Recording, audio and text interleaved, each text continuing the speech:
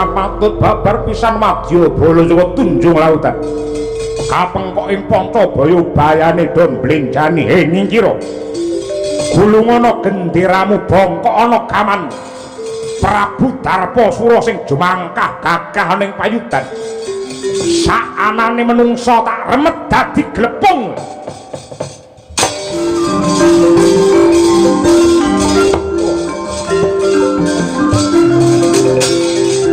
Wah.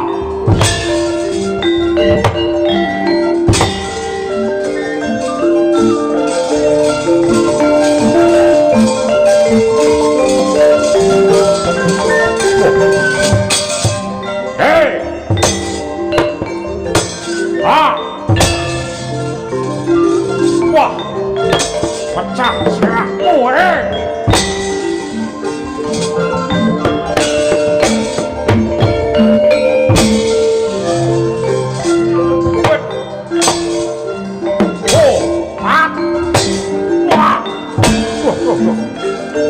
sarap alus ingkang bakal nimbulaken ubaling birahi ingkang mapan wonten ing otak. Sampunipun ngelus rikma nyawang pacanganipun kanthi kebak rasa asih sarwa ambebisikaken tembung ingkang alus angrengga endahing katresnan lan kasetyane wong bebrayan.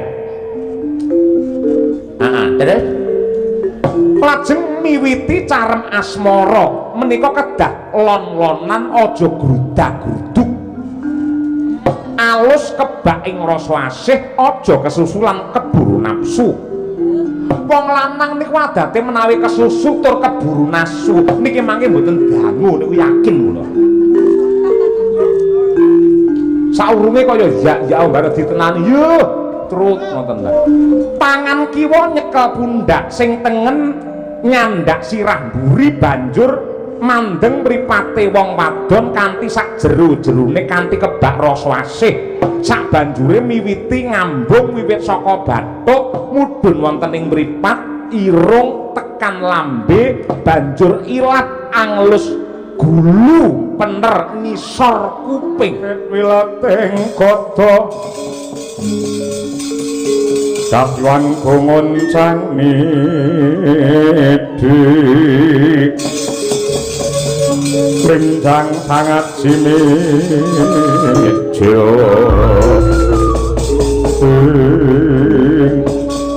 Bomo guru penemban Bekawan Durnamiji dumateng ingkang putra pun Darpasura kalilan cemadung dawuh guru anak Prabu Darpasura saka Tunjung Lautan. Apa ta sebabe jeneng sira adoh ndak awe cedhak saya ndak raketake merga ana bab wigati ingkang bakal ndak babar. Ana ingkang lemah bengkah nyelo-nyelo nyaru-nyaru wus anggenku bakal nglarung anane jimat Jamus Kalimasada merga pancen Kalimasada ku sing dadi paugerane wong Ngamarta bisa anjayeng bawana. Nangri palungguhan iki tekane Petruk kelawan Bagong yang dadi pepalang. Mula kang mangkono aja kok kendhone anggenmu dandang kepara malah kenceng ngono. Liwata dalan sisih etan cekelen ya kuwi Petruk kelawan Bagong. Wis tuaken dawuh kalilan bidal dinesawangke. Siapa yang kini sawi koing gati yo makita kita budal. Wis tuaken dawuh yo.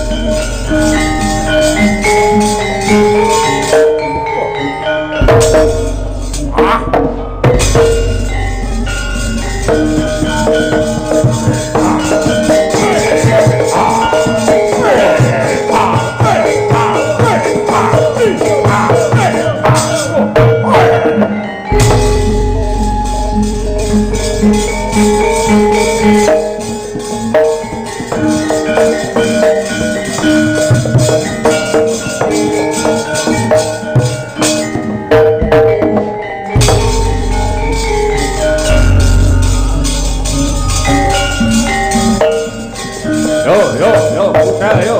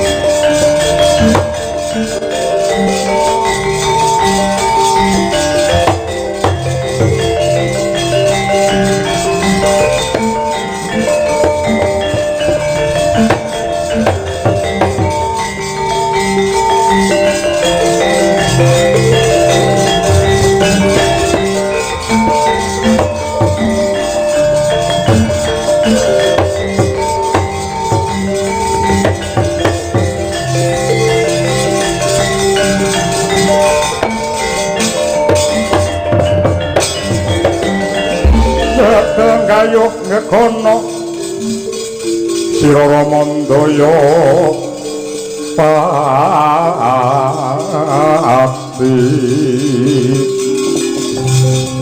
ana yaksa gung cangkrama namane wel katak sini jejagi jroning ware Badok ulam tanpa tuwa minajra samudra mila gugu saben hari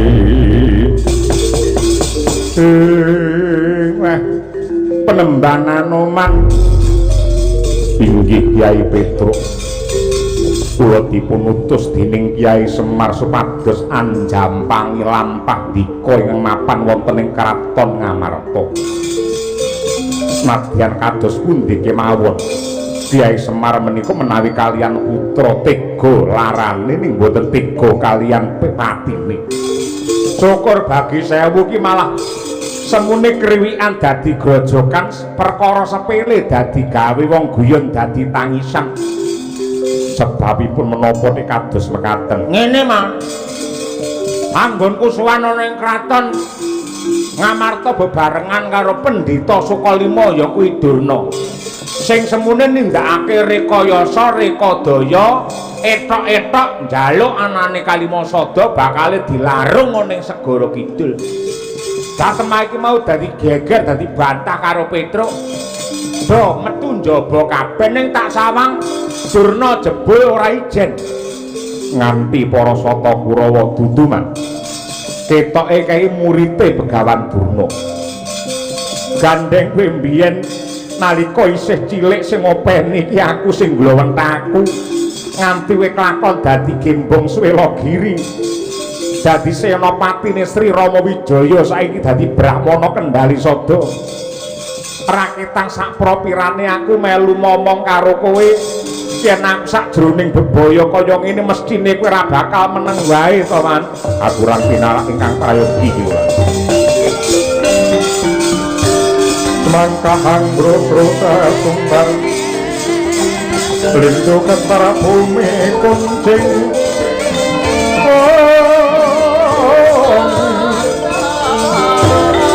Maluk kuntor ketok Kumuk kang solon itu Kumembak mantang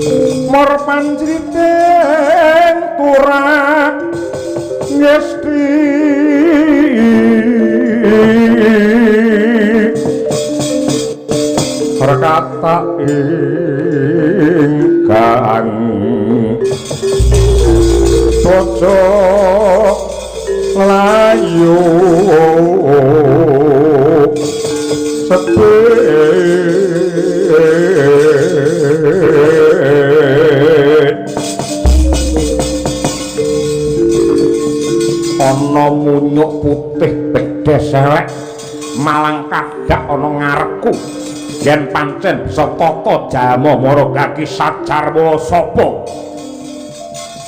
lek nomripatmu jerengen gobokmu ala tanpa rupa aku ki pendhita saka Kendali Sada duwe jejibahan ya kuwi ngayomi marang para Panakawan jenengku Hanuman ya Maruti dampyak barisan saka ngendi Wadyabala saka Tunjung Lautan kesete sesembahanku Prabu Darposura kumandang garba kang dadi aranku raja melu celeng bala ten kebolatengen tumrap lelakon iki mara gage kowe nyingkira kowe mundura kowe ngaliya ripalungguhan iki wis dadi sumpah prasetyane Anoman yen ana menungsa sapa wae wani nyinggol karo Panakawan musuhe Anoman babar popo padha muntat lereke netak supaya yakin niti coco bang mawingo langis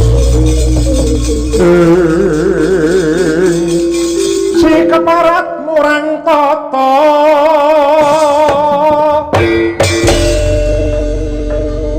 wani tanding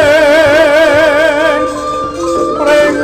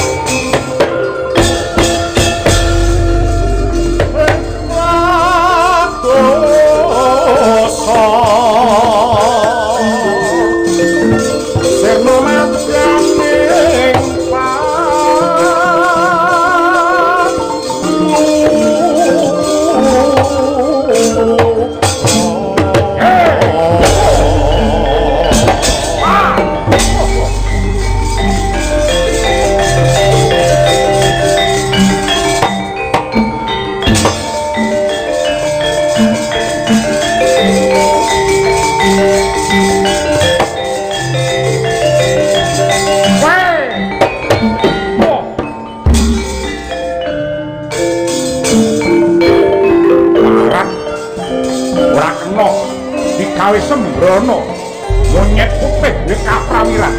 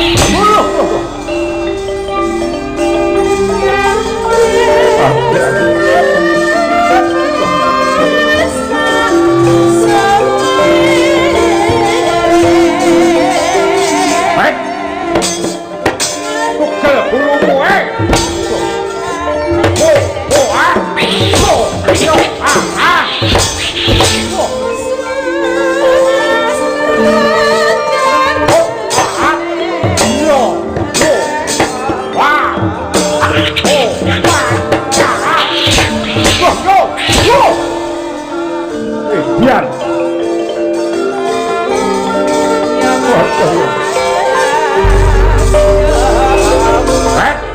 Asik-asik ilmu weh. Tuk ya. Lu weh. Oh,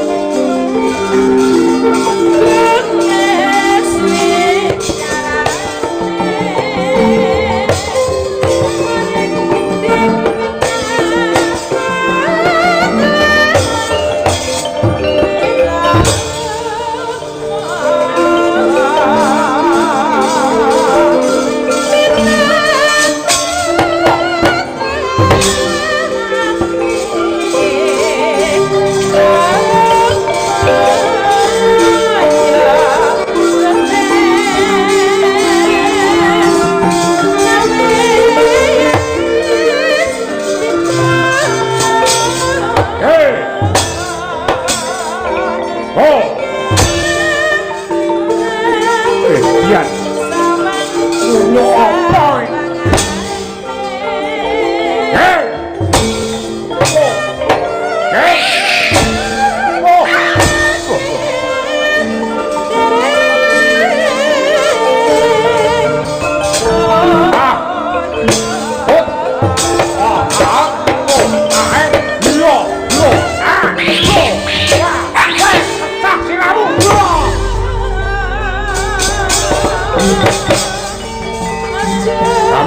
sikar sirahmu.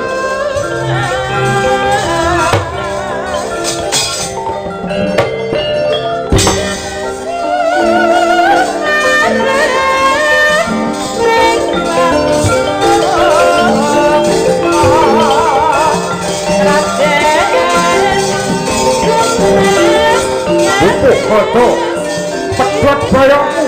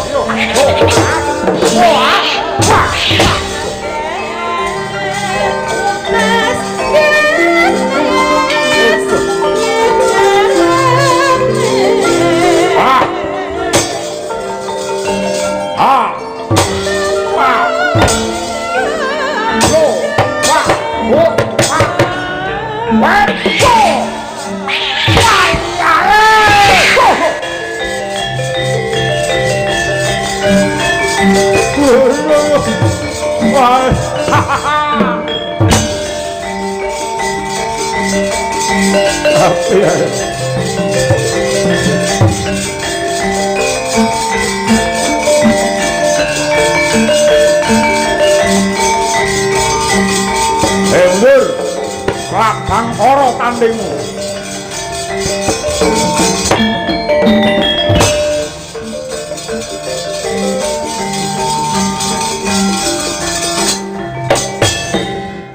Cekel nggo ingon-ingon. Ayo cekelan aku.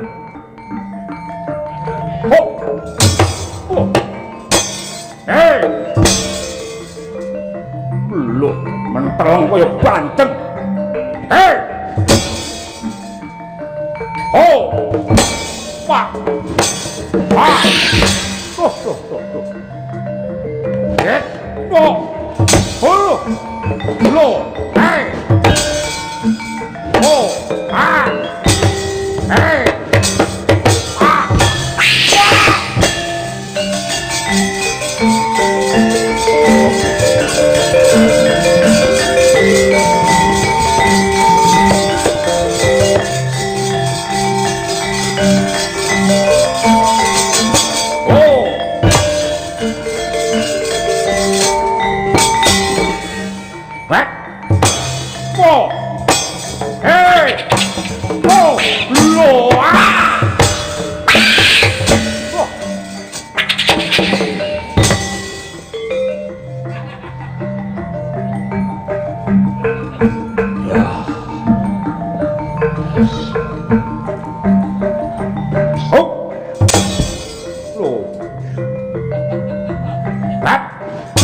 Tanda ora kena.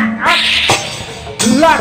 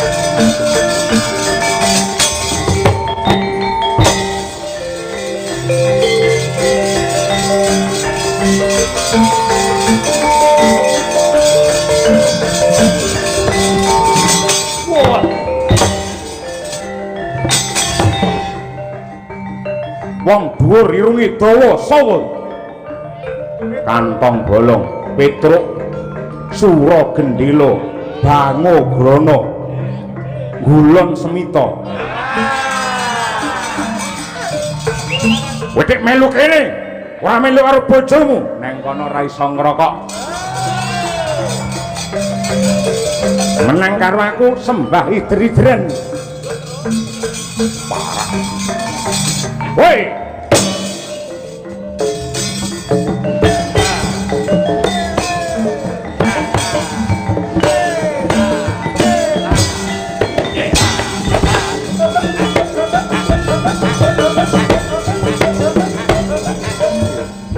kudu karepe dhewe nyata sekti mandraguna prawireng jurit ampuh kadek dayanmu wah ngedap-ngedapi iki ana ngote Araca Sumbar ayo wah awas oh wah iya wah wet iya mendel-mendelke bojone Kesi ya dijarak sing osole wit hat we wah wah oke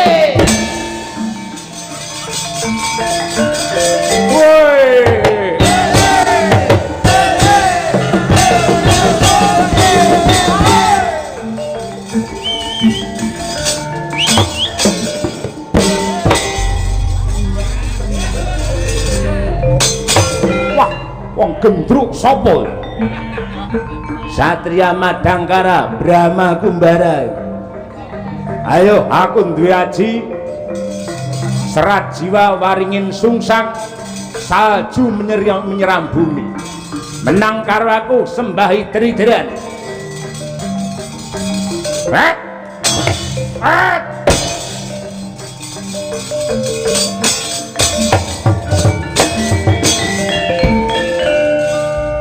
mandek sik kancane ben ngerokok sik perang iki tanpa iringan ya iso ngono mergo lah kesusu ngono kuwi aja kesusu kaya barang colongan ae aja kesusu iki yen mung ngene terus iki perange durasinya menjadi lama yen ketok prawira ketok digdaya aja endok nyododo ndi dodo nyosirah ndi sirah sawangan nyo sira oh dodo ayo geger ayo wani ora pamer kaya aku ngene iki nyo sira sing ngene lho suwi ngene lho nyo sira ngono lho nyo sira geger lho kambure aku ya iso ayo geger tak kendel ngene aturane aku ngantem ndasmu ping 3 bar kuwi kowe ngantem ndasku ping 3 sapa sing kopyor polone kuwi sing kalah wani ora wani wae bagus kowe meru pira 80 aku wis 207 mula aku sing tua aku sing dhisik ngantem ping 3 oh iya ngene nah kene angkatan condong raos kok dijarak ora nah ningluk ping 3 ramudar derajat apa gendang oke si lu ambruk ora si rambu kok dimbrukne lho ora si rambruk nduk ora iso wah edian kurang pindho ya ambruk ora ambruk ora edan kurang pindho pisan iso hitung-hitung ora pisan yo iki pamungkas iki genah kopyor polomu ing kene dalan patimu iya wah kowe abape ambune pete ampuh tenan kowe digdaya tak dongake kowe dadi senopati ing pepetingan keluargamu do kepenak uripe slamet donya nganti tekan akhir aku njaluk pamit iku sik dik penak men aku urung ngantem ndasmu ping 3 damai ora usah damai-damai piye aturane mau piye gage kok sik tak alon-alon adate mungsuh tak antem sirahe pecah dadi loro mletik polone ketiye muncrat putih campur abang dadi kuwondo rasa kakean cangkem lek ngantem ndang ngantem ayo ing kene dalan patimu urung nyuk urung ta urung kaya mak neng ngono ora ngene cok takon dosa kowe dudu karepe dhewe lah karepe sapa ngene pertama iya iso bahasa Indonesia to iso iya ya ye ora apa-apa pindho ya piye ora apa-apa sempoyongan oh gaya iki kuran ngono kuwi aku sempoyongan ora mergo kok antem mau keduren lek ku ngombe mau lho kurang pisan ya pisan terakhir iki sigar sirahmu kowe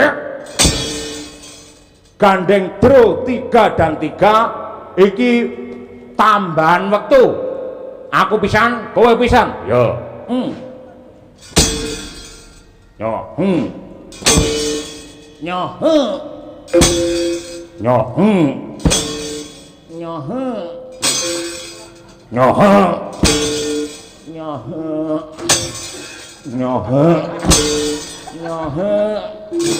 nyo nyo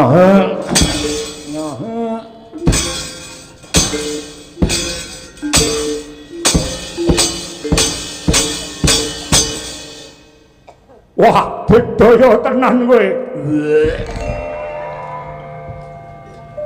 ngendel-ngendelke ora rangkondro sepiro iki sapa iki kancane sapa gotoni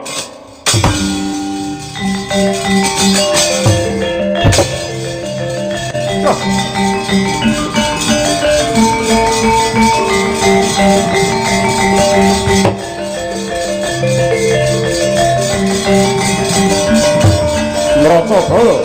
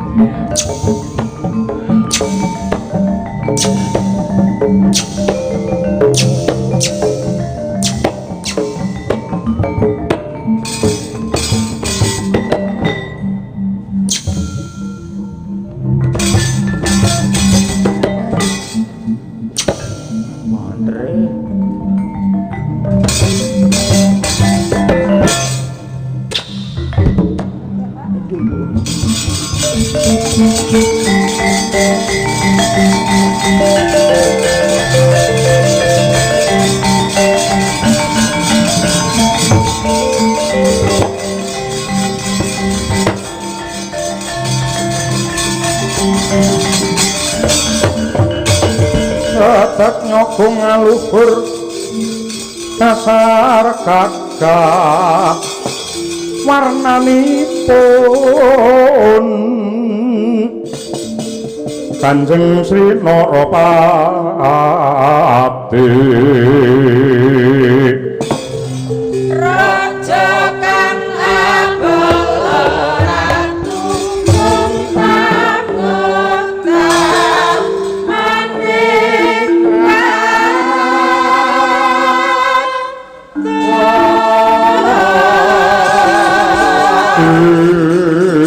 Prayoli binantang ora patut babar pisan wadya bala Jawa tunjung lautan kapengkok ing Pancabaya bayane do mblenjani he nyingkira gulung ana genderamu bongkok ana gaman Prabu Darposura sing jumangkah gagah ning payudan saanane menungsa tak remet dadi glepung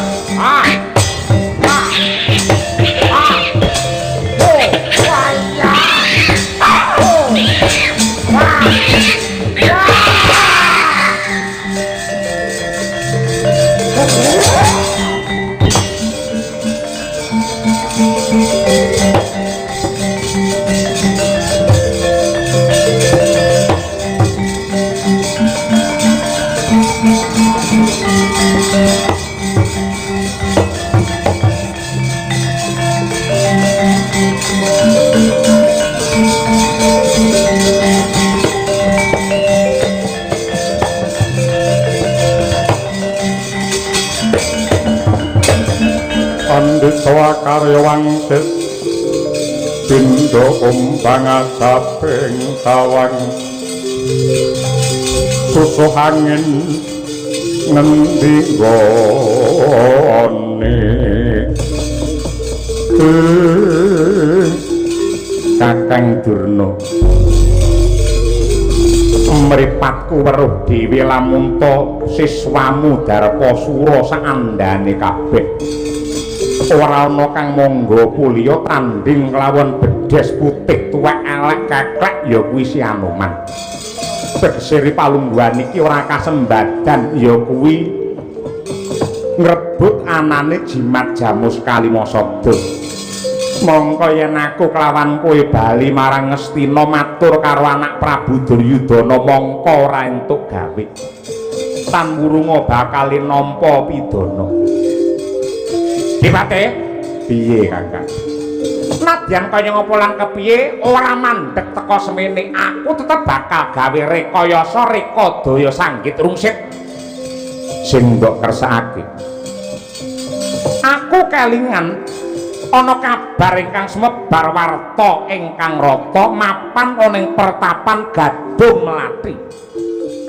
ana salah sawijining putri sing rada lalu ing yuswa ya kuwi jenenge Nyai Santi Nyai Santi ya Nyai Santi ki saben-saben ana calon ratu ana nom-noman bakal palakrama utawa jumeneng Narendra adate mesti disowanake marang nyai kuwi mau mula ripalungguhan iki Gosek lah nom-noman kuwi mau digawa ning Gadung Melati nggene Nyai Santi kon ngopo diajari supaya kaya apa ngerti kawruh kelawan Asmaranggama piye carane gawe mareme bojo ki kuwi Nyai Santi pinter coba bab iki disambatake marang panjenengane syukur bage lamun to Nyai Santi iki sing bisa ngrubuhake wong Amarta aku mung nderek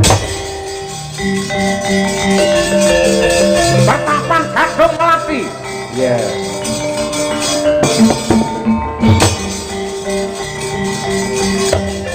Kurawa ayo munggah pertapan Gadung Melati saanane yo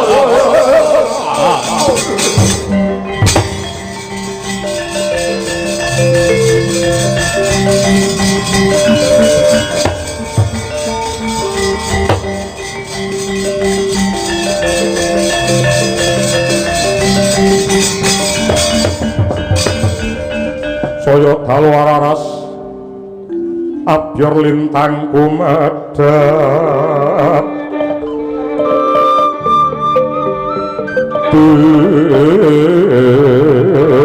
tesunyo tengah wangi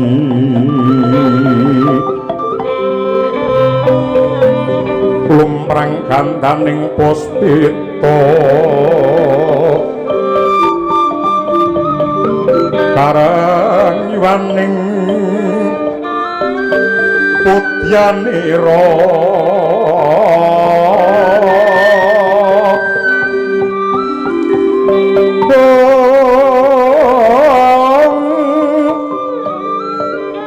sang dwija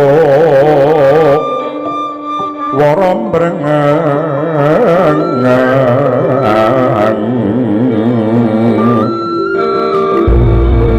lir swaraning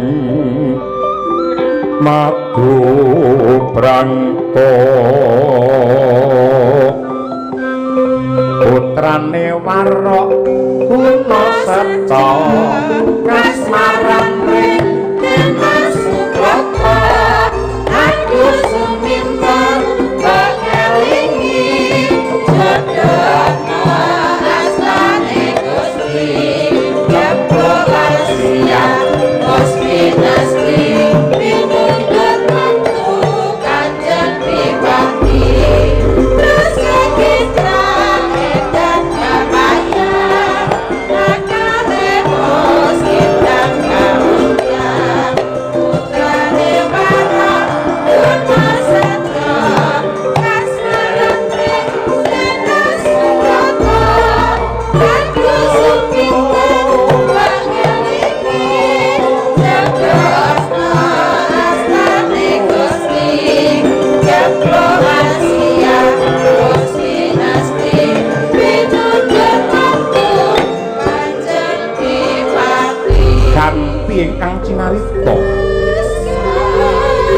pertapan ingkang merbak arum tungas gandane wangi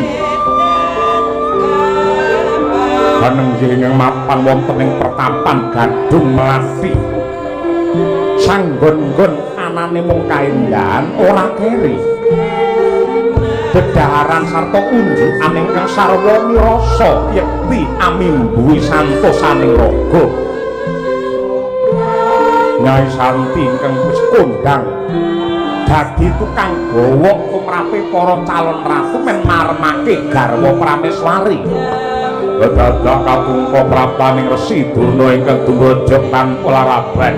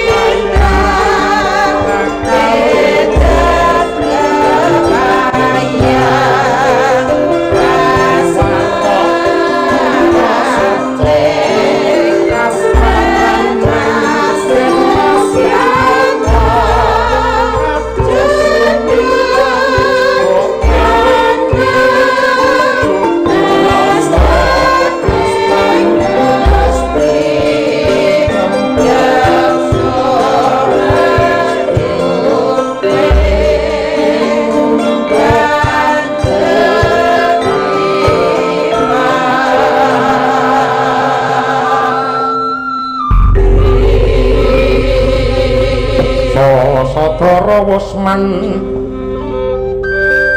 manjerka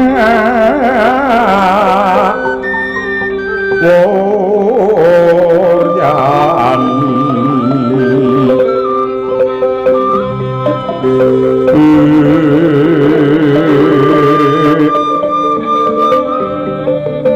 tan kuciwa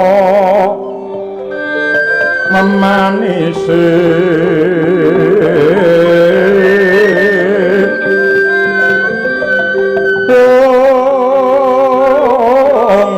menggep Srinateng dalu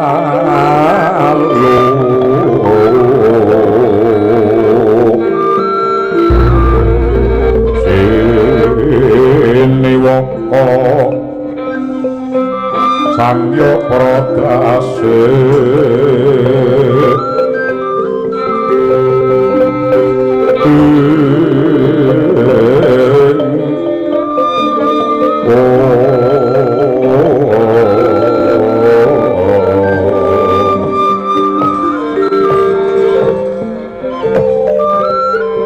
bener ya kene iki pertapan Gadung Melati nuninggi panjenengamu ingkang awewangi Nyai Nun inggih kula pun Nyai Santi. Santi mulya mboten ngangge mulya. Santi ngoten kemawon. Ya kagungan putra menawi anak Andanu. Andanu ya apa? Anak angkat gadah naminipun Ratri ingkang nembe alit. Ngono. Jare kowe tukang nggawa kowe. Nggih, prisa to nggawa. Ngerti kabar semobar ning koran-koran. Nggawa ki tegese saben-saben ana calon ratu kuwi mesti digawa rene. Calon adipati digawa rene supaya ndok glowentah bab kepinteran magepokan urip wong bebrayan kuwi aja nganti sing wadon kuwi banjur negar-negar kaya jaran ucur mamah kendali banjur ra gelem tresna karo bojone mergo sing lanang kurang santosa sing lanang kurang duwe pangaribawa. Bener ya? Nggih. Jenengan niku sinten? Lho, ora ngerti karo aku. Pendhita saka Sukalima. Obat penemban Wisrawa. Ngawur. Penemban Druna. Ududurna ning Druna. Durna. Sing nate kawentar Sutya Gendewa ki aku iki. Ingkang wingking nguntak ngantuk nu sinten? Nggih. Dipun tepangaken nami kula pun Patih Sengkuni. Patih Ngastina Warangkanata Ngastina. Gusti aku tak takon karo Nyai Ranti. Di Palungguhan iki Nyai Santi jan-jane gathuk karo rasaku gandeng calon ratu Ngastina ki anggir. Putuku Lesmana Mandrakumara mangko tak aturke mrene ben digawa ana kene. Carane piye? Aku wene ana contoh, mene ana apa ki jenenge tuladha supaya gamblang lan wijak. Nggih nun sewu. Yektosipun menika bab wadi.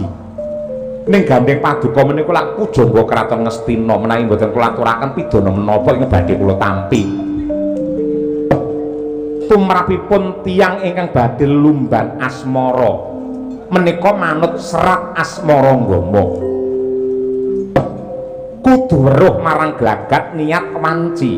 Glagat tegese saderengipun bakal nindakaken saresmi kedah tanggap marang polatane wong wadon. Yen wong wadon lagi kebidung ing pegawean ngalor ngidul bar tanggapan mongko kudu ngesot wonten ing stasiun. Niku demi napa cobi? Demi napa ngoten niku? Nah niku tegese priya iki mboten tanggap ing sasmita ngoten niku. Wong wadon yen lagi kebidung pegawean kuwur rasane becike aja dikanthi olah sanggama. Yen nekat nindakake saresmi tan wurunga bakal ditolak upamane kersa leladi tiyang wadon kala wau namung kendelan kewala mung meneng jagrek kaya candrane debok. Ngono ora gelem mbak. Mboten kersa. Ngeses ya ora gelem, mboten kerot. Mboten purun mung ngoten niku. Nah, ning yen polatane wong wadon niku katon seneng lan padhang pikire niku wanci ingkang becik kangge saresmi. Nah, angka kalih niat. Tiyang ingkang badhe gadah pepenginan sanggama aja mung sinurung hardane kanepson nanging wong carem asmara niku mujudaken makarti ingkang suci kangge mijekaken putra ingkang minangka panyambunging sejarah. Mula kudu linambaran ndedonga marang Gusti ingkang Maha Nasa supaya anggone saresmi bisa antuk sih wilasane pangeran dene ingkang angka 3 nenggih wanci. Tumrape wong sanggama kudu weruh kaliyan wanci lan swasana. Yen wancine sepi, hawane atis, kahanane tentrem. Ing kono wektu ingkang trep kangge cumbana. Terus kejawi saking menika manut piwucal ingkang kula ngertosi tumrape wong carem asmara mekaten kudu ayem lan tentrem batine. Maknane piye? Sepisan dene wong wadon bakal tentrem rasane lamun to dielus rikmane. Merga pangarasing asta mujudake panyuntaking rasa tresna lan welas asih marang garwa, merga sajroning sirah mekaten nyimpen sarap alus ingkang bakal nimbulaken ubaling birahi ingkang mapan wonten ing otak. Angka kalih sasampunipun ngelus rikma nyawang pacanganipun kanthi kebak rasa asih sarwa ambebisikaken tembung ingkang alus angrengga endahing katresnan lan kasetyane wong bebrayan. Terus lajeng miwiti carem asmara menika kedah lon-lonan aja grudak-gruduk. Alus kebak ing rasa asih aja kesusulan keburu nafsu. Wong lanang niku adate menawi kesusu tur keburu nafsu niki mangke mboten dangu niku yakin kula. Saurunge kaya ya bareng ditenani yo trut ngoten ta. Ngoten niku. Pangan kiwa nyekel pundak sing tengen nyandak sirah mburi banjur mandeng mripate wong wadon kanthi sak jero-jerone kanthi kebak rasa asih sak banjure miwiti ngambung wiwit saka bathuk mudhun wonten ing mripat irung tekan lambe banjur ilat anglus gulu pener ngisor kuping. Wis cukup teko kono wae. Suwi-suwi baterai kok dadi atos dhewe kaya ngene malah. Wis Nyai Santi wis. Nggih mekaten jare jenengan ngersakaken kawruh bab menika kok ya. Edian. Kejawi menika sampun wonten ramuan-ramuan ingkang kangge nyataken para priya teng mriki sampun jangkep. Nadyanipun jenengan yuswa pinten? 80. Niku saged nuwun sewu. Weteng munggah niku 80, ning weteng medhun niku 17 niku saged umure. Ya. Ngene wae. Beda sing rinumpaka. Anggenmu dadi nyai lenggah one Gadung Melati lak ke bawah keperintah negara Ngastina, rak ngono. Nggih. Nah, ripalungguhan iki aku mundhut senjata pitulungan kelawan Nyai Santi. Gandeng kowe duwe kepinteran lan kadigdayan kang ngidat-midapi kaya ngono kuwi, upama kowe ndak perintah mateni Semar Badranaya apa kira-kira kabotan? Mangancur laku ning angin ukur agraning arta kura kurnitore kakiri-kiri bumi prakempito Patulo mangamba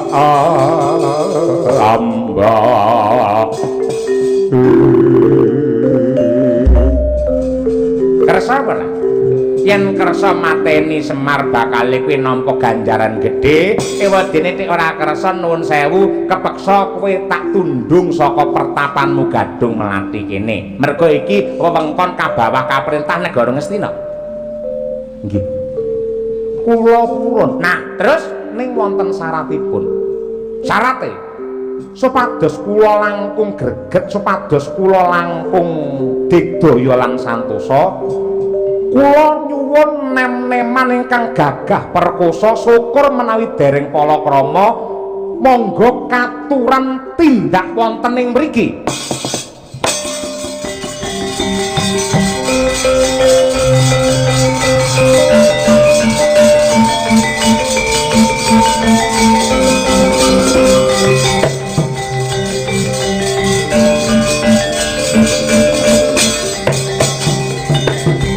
Patang waran dena becik besok mendemo baris kang prayitna dua saronto wonging Dwarawati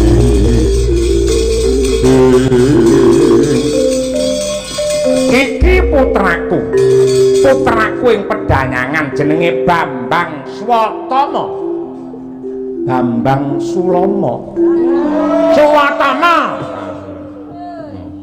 iki si Jaka Kumalakala si resik rung nati gepok singgol karo wong wadon nggih kula ngampil sekedhap kemawon kangge nambah grengsenging manah kula santosaning badan kula anggen kula badhe merjaya dumateng danyanging tanah Jawi Semar Badranaya. Raden Swatama ayuh nek pepungkuran sedhela wae badhe napa wis ta wae. Manut. Datang ning kawan wanagara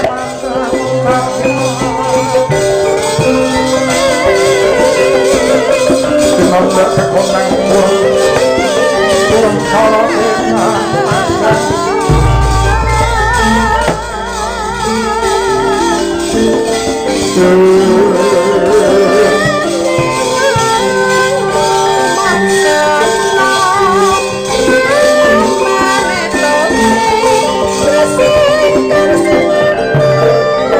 Sasampunipun Sang Swatama den paringi unjukan kinarya jamu kekiatan dening Nyai Santi mangkono den glandhang astanira yekti ing pepungkuraning pertapan ana wujude sendhang kang dapening tirtane dasare sinebaran kembang mawar ingkang maneka warni lon-lonan pawongan kekalih nyemplung wonten madyaning sendhang sinurung mantra suci gaiping jagat ingkang makarti yektine Sang Swatama kinarya gawe marem tumraping Nyai Santi ibarate lakuning gendhing kawiwitan saka cucur bawuk paryanom ingkang Sri Katon sukma ilang dadi ayak-ayak srepek sesek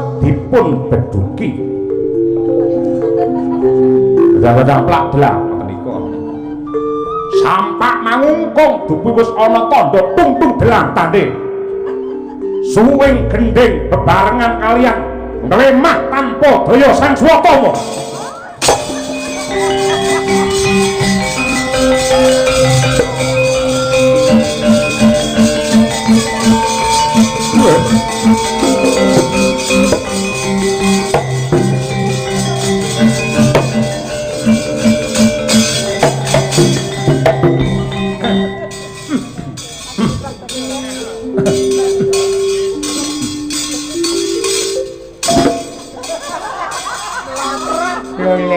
Lole Swatama tek nangis ngapa?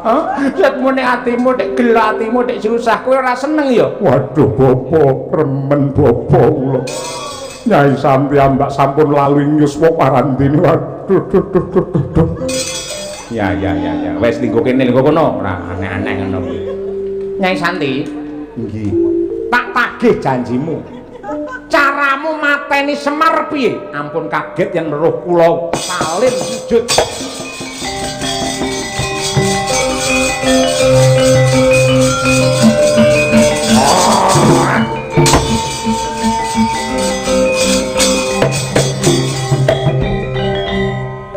Malah dadi macan.